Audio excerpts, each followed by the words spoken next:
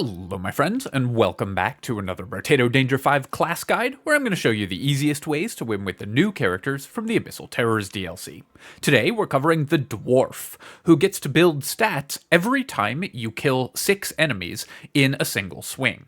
That means you want to group up enemies on top of each other and wipe them out with one powerful blow, and basically every time you do that you get 2 engineering, which then builds into 1 melee damage. So effectively a full level 1 item every time you kill 6 enemies at a time. The goal with this character, of course, is to set that up as much as possible, so we want to have our damage output be high enough to wipe out large groups of enemies. We do have corresponding penalties. We lose 100% attack speed, which is then reduced to only 50% lost attack speed by this modifier, and minus 20% dodge, so it's going to be hard for us to build up dodge, though we can overcome that penalty if we get rich enough.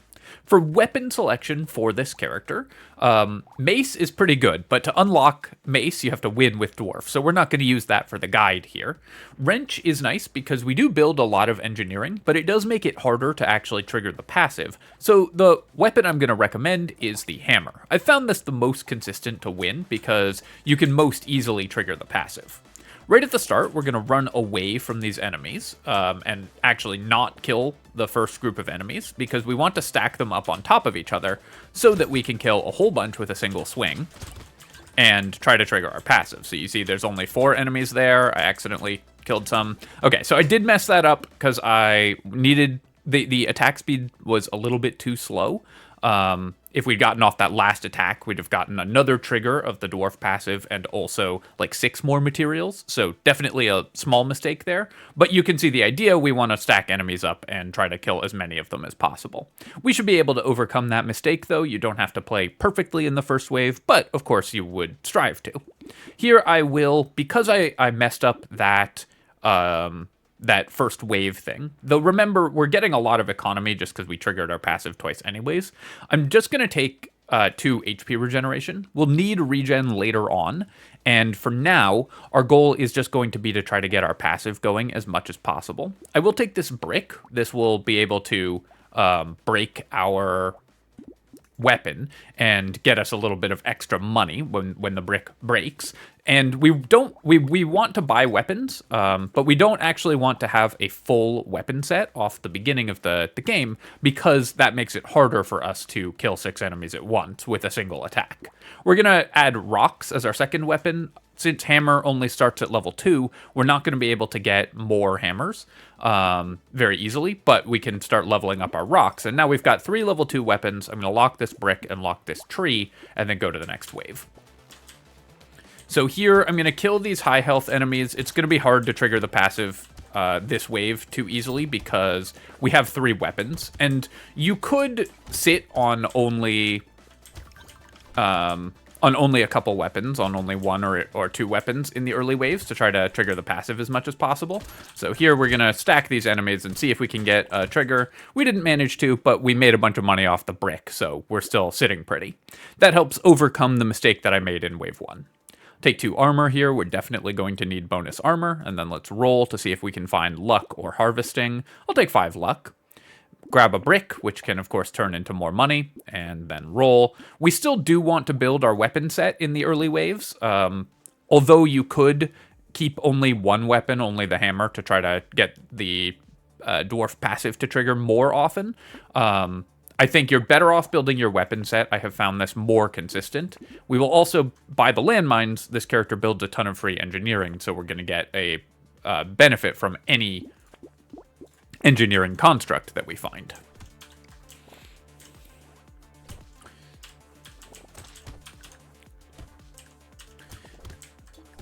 So at this point, there just aren't enough enemies on the field to easily trigger the passive for us, though we can... you can do stuff with manual attacking, which I'm mostly not going to do, but you can try to trigger it a couple times by, like, attacking in the opposite direction. I'll show you how this works. So we attack, and then we run back in, making sure that we have only 1 weapon off cooldown, and then we get 1 passive trigger there. So we got 1 by attacking in the opposite direction, and then moving into the groups of enemies. That's something you can do more often, but you don't have to do it in order to win with this character. Let's reroll here, and we'll take 5 more luck, buy a rock, and buy these 2 engineering items. We'll take this brick as well and then combine. You should usually combine brick because when it breaks, you get more money the higher level it is, and it's efficient to combine these bricks into higher level forms that you end up getting more total money overall. It also makes it a little easier to trigger the Dwarf passive. I'll roll here a couple times because I do want to lock another weapon if I can, or just buy a brick. And now we've got 6 weapons and our full blunt weapon set online, so our defenses are not bad. You can see this group of enemies, so I'm going to do the attacking trick and then run back in, attacking trick in the other direction and run back in, and we got 2 triggers of the Dwarf passive. And it's worth it to try to trigger the Dwarf passive because it's basically worth a full level 1 item every time you trigger it, right? It's worth 2 melee damage and an engineering, which is about as good as a level 1 item would give you in stats. So very powerful to trigger that effect. Here, I'm going to take 8 harvesting, still early enough that we can benefit from harvesting, and then 15 luck. That's a very nice find for us. A level 2 rock, we can level up our rocks, which will, of course, be good. Obviously, you want to increase these because they give you more defensive stats. Buy the propeller hat. I will buy the book here. Every 2 engineering we have gives us a melee damage, so this helps us build melee damage effectively for free. I'll take tentacle as well. These weapons don't have amazing critical hit damage or anything, but this character will need healing. And because it's very hard not to take damage when you have such slow attack speed. So we want to buy basically any form of healing that we can find. Take another brick here, and I will not lock the padding. With rocks and blunt weapons in general, we don't really need to have more bonus HP. We're just going to build that up more or less for free. We'll end up getting enough. So I'm not that interested in spending 67 on 3 maximum HP. So there I could have done the attack in the opposite direction trick to probably get 1 more passive trigger on the Dwarf, but mostly just focused on clearing the wave here.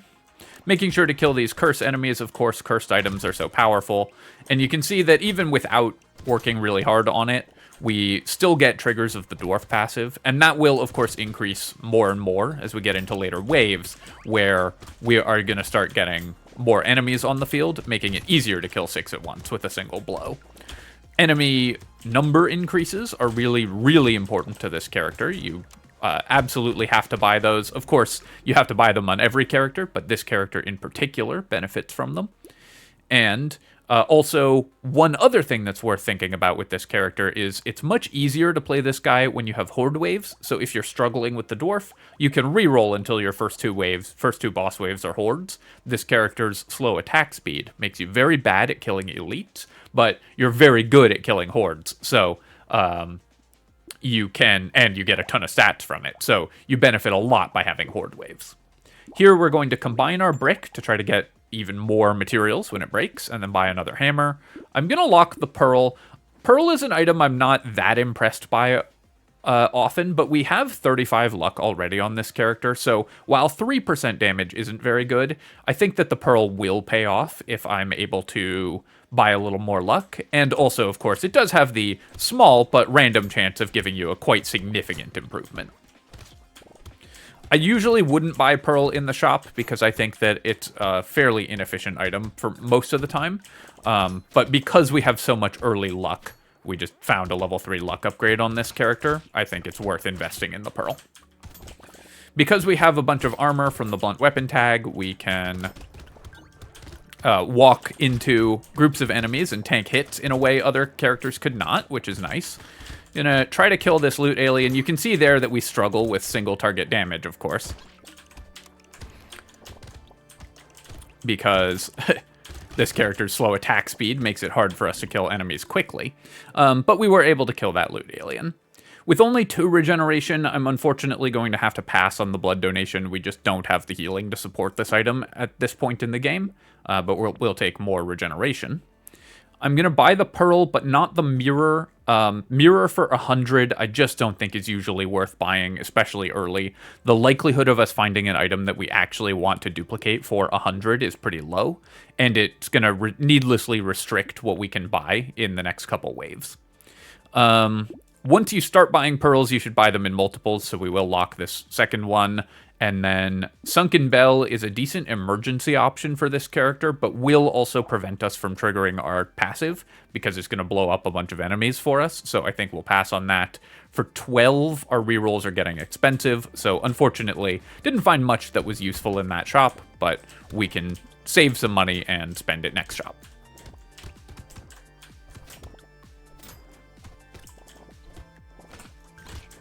I think it's easy to get into the trap with this character of trying to like stack enemies on top of each other so you can kill them all in one swing more easily, and that can really get you in danger. You do want to do that, especially in the early waves, but later on, it's more important that you just clear the wave efficiently, kill enemies, and make sure that you're maintaining your income. Which is why we go for 6 weapons. With only 1 weapon, it can be very hard to survive on this character because your slow attack speed just will mean enemies will get on top of you more easily. And you can see here we're taking a lot of damage, even though I have a full weapon set. I'll take Cyberball. We're doing luck-related things on this character as well, so that's fine. And we'll take 6 max HP. Let's take a Pearl and a Treasure Map and a Cake, and then roll. And now that we've bought 1 tentacle, we can definitely buy a second one, but I'll start with a metal detector. This also gives us a melee damage, which is kind of nice, so this is going to increase our damage output. It also, of course, works with our double pearl, and is going to give us more money.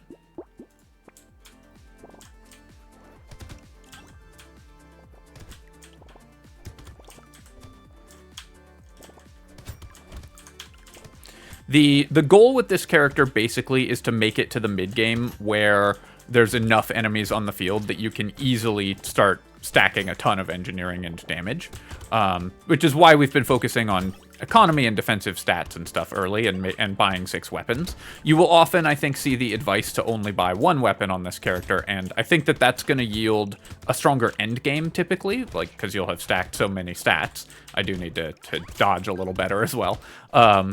But will make it less consistent for you to get to that end game. So if you're just looking for the easiest way to win, I recommend building the full 6 weapons early, rather than trying to squeeze maximum value out of every tick of the passive. I should have run over and killed that tree. You can still buy attack speed on this character. You start with a 50% penalty, and you only get it at half value, but attack speed still does help. That being said, I'm not going to buy a small magazine, because 5% attack speed for minus 6% damage isn't a great trade for us right now. I'll take the Cursed Ice Cube, mostly because it's worth 3 curse, which is just great to build. But if we do find ways to deal elemental damage, then this Ice Cube will help out a lot. And bonus movement speed, incredibly valuable when we are playing a blunt weapon character, because the minus 8% movement speed or minus 10% is really dangerous for us. Take 3 armor there so we can tank more easily, and any luck we get is very important, given that we have invested in double pearl early. So here we can take the mace. This will hit very hard because of it scaling negatively with our attack speed. Obviously, this weapon will only show up if you've already won with the dwarf, so normally you wouldn't see this on your first run. I'm gonna pass on it here, even though it's a pretty good weapon for us, just because it's unlocked by winning with this character, but also because I do want to have the full blunt weapon tag, because the amount of defense that you get from that is really incredible for this character. Keep rolling here, and we will take another rock. We could take Sharp Bullet. That will work very well if we get Pocket Factory or turrets and stuff, and because we build so much free engineering, we'll buy any construct items that we see. But in the short term, Sharp Bullet doesn't do anything, and I really want to get a little bit stronger before we face an elite. So I'm going to roll past it, and we'll pick that up later. We will take the bait. Our percentage damage is quite low, and we'll keep upgrading our rocks. And then I could take Little Frog here as well. 10 harvesting for 90. I think that's pretty expensive, so we're just going to roll past it. But these are excellent items for us. 2 great healing items, which of course is something that we need. And the tractor as well we're going to pick up.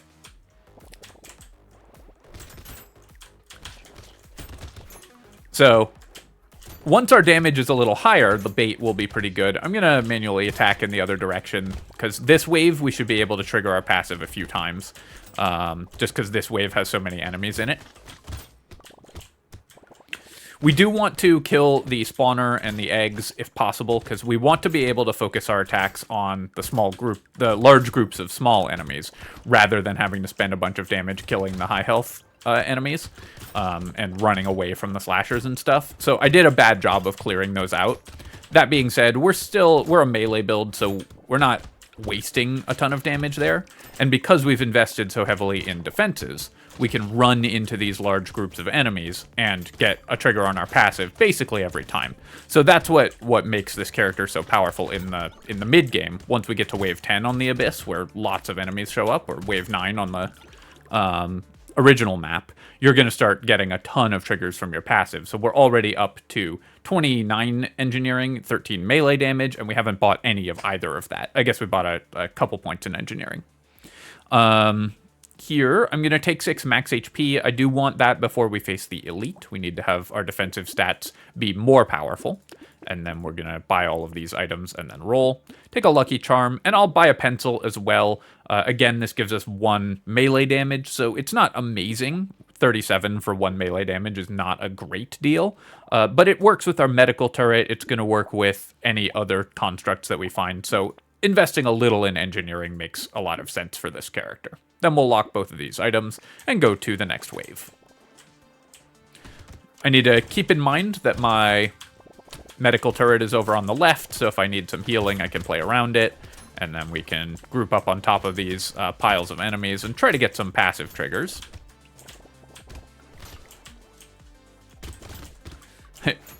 Bad attack pattern there, cost me 1, but we got 1 there.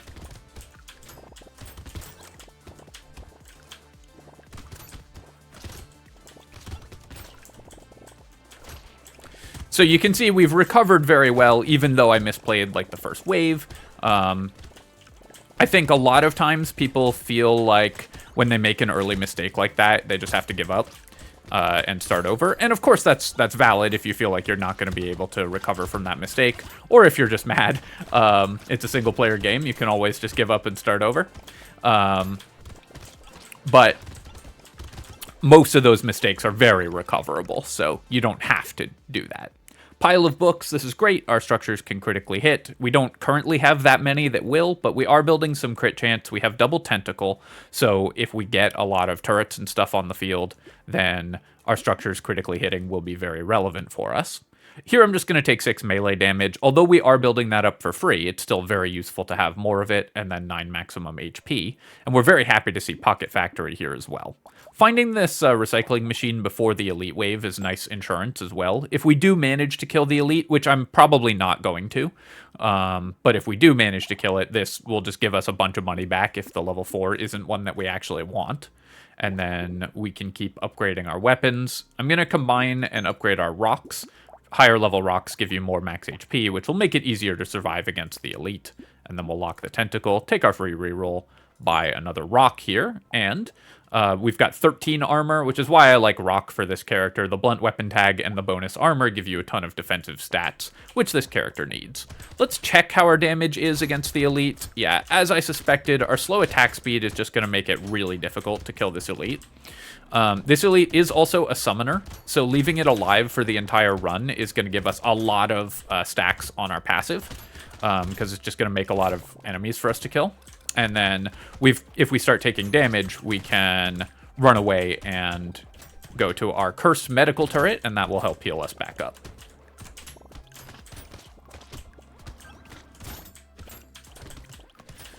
I will need to go to our healing zone over here. The garden and the medical turret spawning in the same place is kind of nice for us also. I do have to do some pretty good dodging here because this elite is fairly dangerous in its later form. This cross pattern, this X pattern attack is pretty hard to dodge in general, so this can be a rough one. I could have played a little safer just by hovering around our healing area there, but I wanted to try to get some money out of that wave. Didn't get a lot because I had to run the whole time, but overall, still in great shape. Take the tentacle here, and then Here I'm going to combine these hammers and just buy another rock. I actually want to get to a 5th rock so we just have a little more in the way of defensive stats. Very happy, of course, to find a fairy. This is a massive bonus to our healing, which we will definitely need. We will not buy the cake because it's not going to give us a fairy bonus, and we have plenty of max HP. We just need defensive stats. Unfortunately, this character can't use improved tools because our attack speed is so negative that it would hurt us dramatically to try to do that, but I'll take the injection here and then go to wave 12. This character is all about building up for a super powerful end game, and then once you get there, you're going to see just how strong we get in the late game. It's a bit of a struggle early, but if you just get out of the first 10 waves reasonably intact, then you will be in amazing shape going into the later game, because we just build constant stats. So you can think of that as having a massive economy bonus. This character gets like hundreds of free materials every wave because of the stats that we're building up for free every time we kill a group of enemies. And now that we're on into these later waves, we're doing that quite regularly because there's just a lot more enemies on the field, so we're much more likely to just one-tap large groups and get triggers of our passive.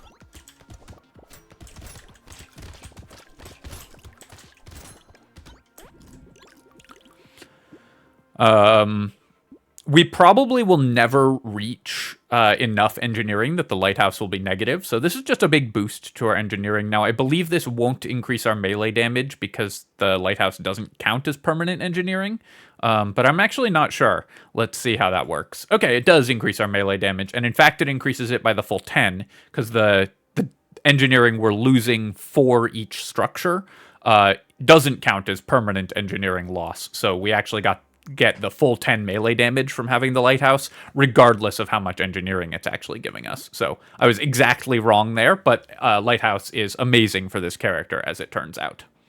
I'm going to take the crit chance here. We do have double tentacle and pile of books. Somehow we got double pile of books also. I don't know how that happened. This is a unique item. I guess we got 2 copies of it in a crate. I hadn't noticed that occurring before, but that is pretty weird. This should not be possible. Interesting bug there. I'll take the bonus engineering, and then I will level up the hammer. This means going to a level 4 rock, but we'll just level our hammer here and roll. We will take a bag, of course. That's excellent always, and a clockwork wasp is amazing for us. It does cost me luck, but I'm going to buy the fin anyways. Movement speed is really nice for us, so we really want that. And then I'll take a turret here. So this is going to be a lot of bonus damage for us and also help get our pocket factory going. Given that we've got more trees on the field, the turret can break the trees for us. And we have 87 bonus engineering, so the turret shoots for 80 damage, which is obviously amazing. Level up the rock here and buy the helmet. And regeneration's now 17. This is the next stat we really need, is to focus on our healing.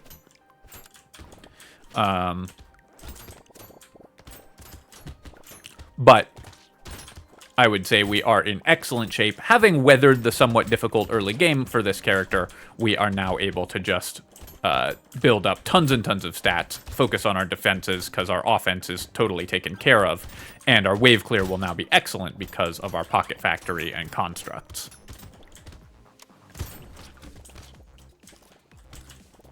We also managed to get a lot of curse, so we're getting a lot of cursed enemies on the field, which is nice for us, more money, and the likelihood of finding a powerful cursed item.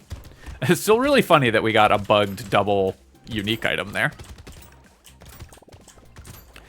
Not sure how that happened. Breaking the trees, of course, because that triggers constructs from turrets from our pocket factory, so it helps with wave clear as well. We obviously could use some pickup radius or baby gecko or something to pull in materials. We're leaving a lot on the ground, but that's not something that I'm that worried about for this character. We will definitely take this. More armor is incredible. And do I just want the crit chance? I'm going to reroll here. I think we could do better. We'll take 2 armor. Upgrade our rock and our buy some duct tape and the fin. Sunken Bell, I am going to avoid this because it will kill a bunch of enemies that we could turn into stats, so we want to avoid the Sunken Bell, but we'll happily take the Incendiary Turret. That's a ton of bonus damage.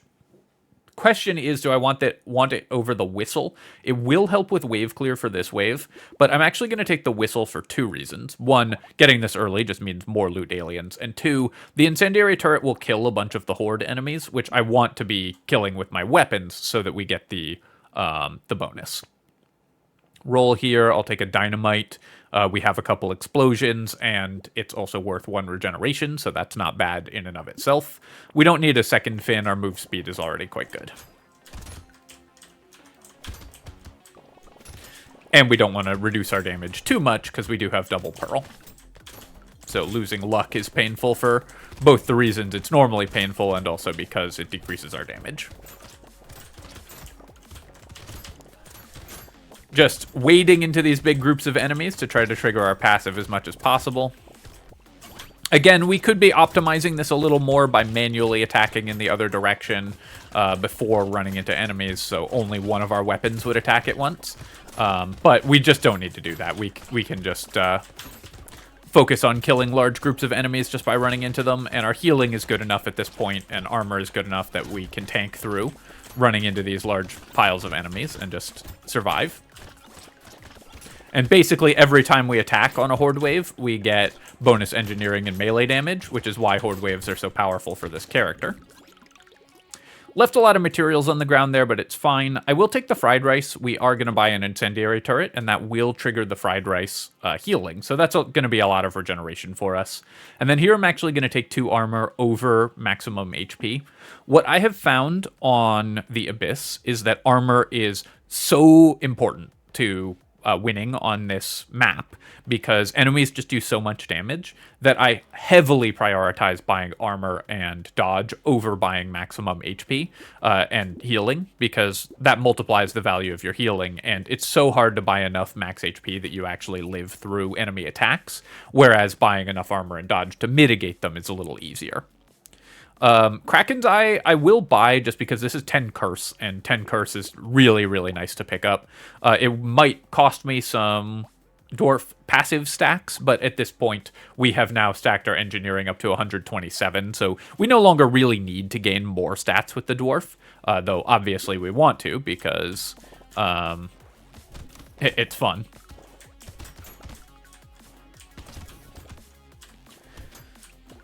But while the Kraken's Eye might cost me a couple stats, it's going to potentially get us a cursed item, a really powerful cursed item, which will make all the difference.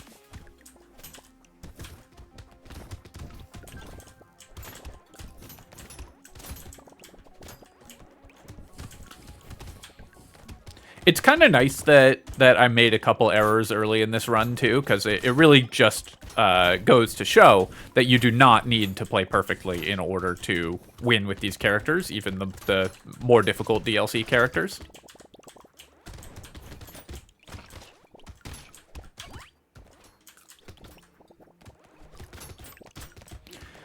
This character is just so much fun, too. I love these characters that have unique mechanics and build up tons of free stats, because they both feel really good to play. They're super powerful, and the unique mechanics just make them fun. I'm going to take the crit chance here. We'll take another bag. Obviously, going to 3 bags is awesome. A cursed turret. Don't mind if I do. Let's roll here. So, Rip and Tear will cost me stacks, but we already have explosion damage from the dynamite, and it's based off our melee damage, so it's going to be a ton of bonus damage. So I'm going to buy the Rip and Tear just for fun, just to explode the whole map. Buy the Gentle Alien, and I'll take the Clover as well. Again, we have double pearls, so our luck damage or the damage we get from luck is pretty good. I will say also, these pearls have not been that efficient. They're up to 9% damage now, so they're pretty good at this point. But when we bought them, they were pretty bad, and it took them like 10 waves to get up to being sort of on value, because 9% damage for about 100 materials, which is what we spent on them, is kind of on value for an item. And it took, a lot of build up to get there. So the pearls have not been a great investment in this run. That would have changed, of course, if we'd hit some of the 3% chances and ended up with leveled up pearls, or with free pearls, then we'd be much happier with that purchase, but since we got unlucky, or rather didn't get very lucky, they've ended up not being great. Which is why I suggest usually not buying that item, even in this case where we had a lot of early luck, and we prioritized building luck pretty heavily. It just takes them so long to pay off and become efficient.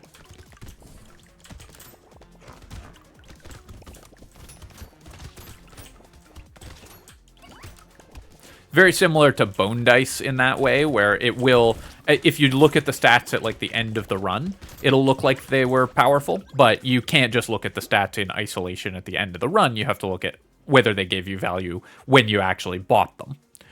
The mirror here, so this will duplicate the next item we get from the shop. For 100 on wave 16, I think it's worth taking the mirror.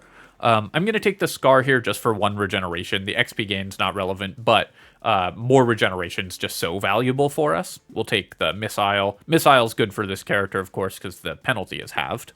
Take the bait here, and then I'm going to just grab 9% more movement speed. So here's a place where I don't really want to buy any of these items because we'd be wasting our mirror. So I locked 2 decent items, but now the mirror is sort of costing me the ability to buy those. Which is why I think it's fine to buy it here, because we can roll into something really good potentially. But a lot of the time, I think you should avoid that item. So here I am just going to buy double plant. That's just such a good item. It's worth having spent 150 on 2 plants. I'll buy the Broken Mouth as well. We'll offset the fairy penalty, or the penalty with the fairy. And Vigilante Ring won't have time to do anything, but we can buy Sharp Bullet, Plant, and Book, and then roll. And we'll take a Compass for more movement speed. Losing the crit chance, definitely a downside, but I do like the movement speed on the Compass. And the Engineering, of course, is relevant. And then we'll lock another rock. All right, let's see if we can kill this elite. Or no, elite's not till next wave. So we've got 1 more wave to build up a little more damage to kill the elite. Right now our weapons are hitting hard, but very slowly. So we're still going to struggle on elite waves. Because our damage is very good, but could be better.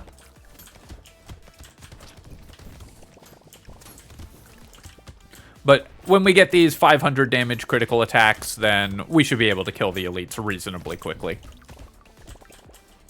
One thing that you kind of want to do on this character, and on any character that's got both melee damage and non-melee damage, is you want to wait. You don't want to kill those blobfish with your melee attacks. You want to kill them, want to let the turrets kill them, because then they generate 4 lampreys instead of 2.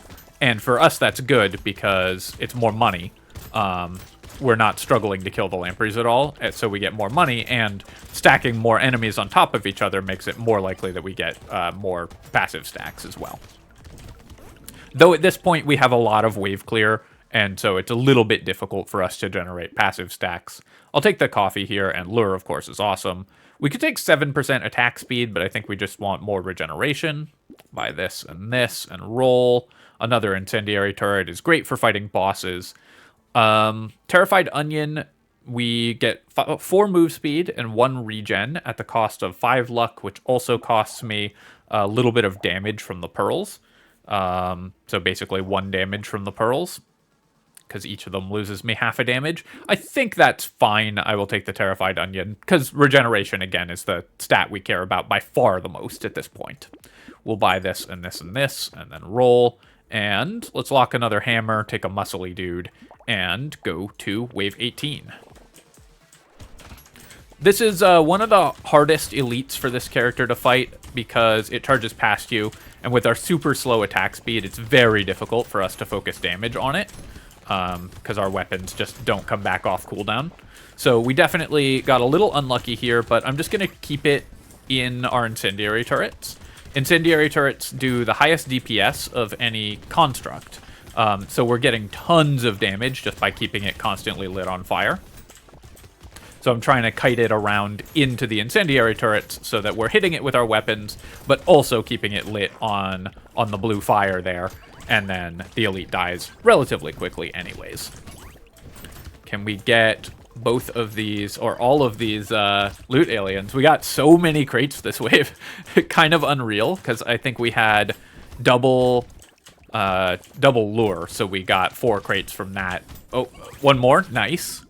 All right, well, that was pretty awesome. So that was, not only did we get 10 crates this wave, we also got 150 materials. We got 450 materials from bags this wave, because we have 3 bags and we got 10 crates.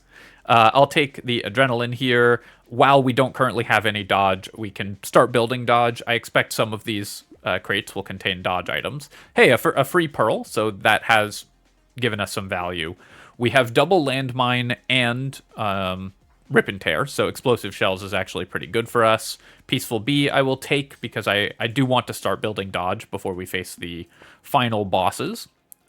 Explosion size, another free pearl. Once you get a couple of these pearls, they start getting quite good. Baby squid will probably be worth like 2 regeneration for -3 attack speed by the end of the run. Is that worth it? I think I'm going to take 100 materials. Boiling water will recycle as well, and vigilante ring. Take the dangerous bunny, and I'll take 10 luck. Now that we've got 4 pearls, luck is really good for us, so we want to invest in that. Take the hammer here and combine by a rock and a muscly dude, and then roll. And we've got another level 4 hammer. How much do we care about that? I guess it's probably worth buying it. So I'll recycle my level 1 rock. I'm generally speaking not impressed with goldfish, but this late in the run, I think it's fine to buy it. We will be able to hopefully get some level 4 items from it. And while we did get a level 4 item, and it's not a bad one for us, the real hit here is that we rolled into jerky, which obviously is incredible. And I'll take Tyler as well. I think we won't buy the ricochet, though we do have Pocket Factory and things like that. It's just a 25% decrease to our damage, which is not that high right now. Our percent damage is quite low, so I don't want to lose 25% damage. But jerky is an incredible healing item, so I guess if the goldfish rolled us into that, it was worth it.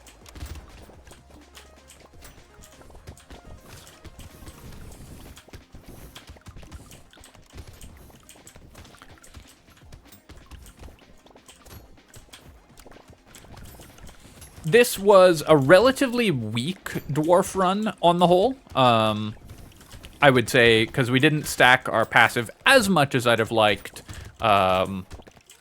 Some of the items that we found weren't... like, we did get triple bag, which obviously is incredible, but other than that, we haven't found a lot of the key items for this character. We just don't have as many turrets and constructs and things as you would normally want for wave clear on this guy.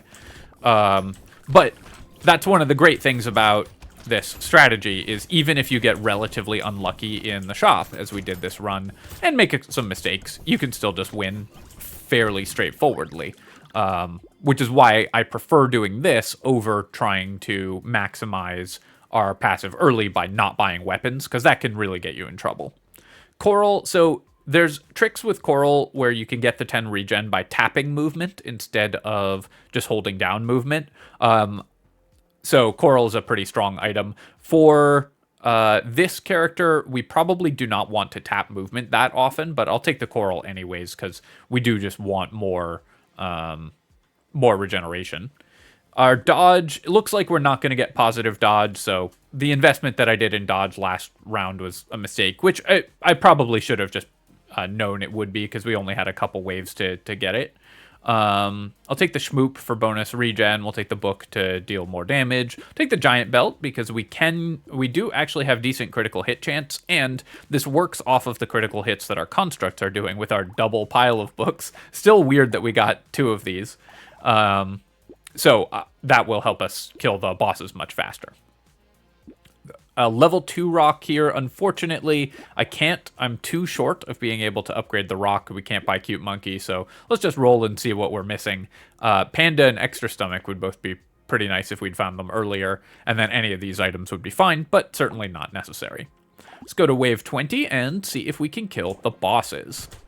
So these critical hits that they're taking from our constructs are going to be worth a lot. I want to kite them over towards my incendiary turrets for the same reason as we did against the elite. I am taking a lot of damage here, so I'm just going to back off just a little bit and regenerate, pick up a couple consumables with our jerky to heal back to full. There we go. They weren't These bosses don't follow you as aggressively as the ones on the other map, so it can be harder to focus damage on them. Typically, you want to kill the whale boss first. Again, I need to back off a little and heal up, because it's the more dangerous of the two by far. Our damage output also will just increase over the course of the wave because we have Pocket Factory. So we're getting more and more turrets on the field as the wave gets longer. So while we're killing these guys relatively slowly, we should still be able to kill them with plenty of time remaining as our damage increases and as we get them hit with the incendiary turret and stuff. Alright, so that's the Dwarf. I think basically the strategy with this character is you want to build defensive stats early to get you out of the early game, and invest in economy, of course. The more economy you find, the better. And then just rely on your passive to stack up in the mid-game. You don't have to build around stacking the passive up every single attack or anything, buying only one weapon or whatever. Those are valid strategies, but they will make the run a little more risky, and you'll get plenty of stats regardless. You can see we ended with 129 engineering. From that, we got 99 triggers of our dwarf passive. You can get a lot more than that, but this is plenty, because that's basically like 10,000 materials worth of free items that this character got over the course of this run. Taking a look at our items here, double tree early was pretty nice. The tentacles healed us a lot, so those ended up being worth quite a bit. The treasure map gave us 5 bonus items, so obviously that's awesome. This item never fails to impress me, especially because we did invest in early luck. The pearls gave us 2 free pearls, so they ended up being worth it in the end game, especially because our percent damage was quite low. We didn't build that many items that increased our percent damage, so the pearls ended up being pretty good for this run, actually. I talked in the mid-game about how they hadn't been efficient, but then when we got 2 free ones, they suddenly flipped over into being great and fairly good for this run. So I may have to reevaluate this item a bit. Other than that, a lot of our constructs were pretty nice. The cursed turret dealing a bunch of damage there. Getting a fairly early Pocket Factory was great for our wave clear as well. Mirroring the plant helped a lot. Just the bonus regeneration that you get from that is always great. And finding that late jerky kept us alive in the boss wave when I dodged a little badly. Giant Belt also did 10k damage, so wasn't amazing, but was relevant in the final wave. Alright, my friends, I hope that you enjoyed this run, and I hope that it helps you win with the Dwarf if you're looking to get a Dwarf win. As always, of course, if you have, feel free to leave a comment and hit like. Helps me out a ton with the algorithm, so I appreciate you taking the time to do so. And you can subscribe to my channel for more Brotato and other strategy game analysis. Cheers, folks. I'll catch you next time.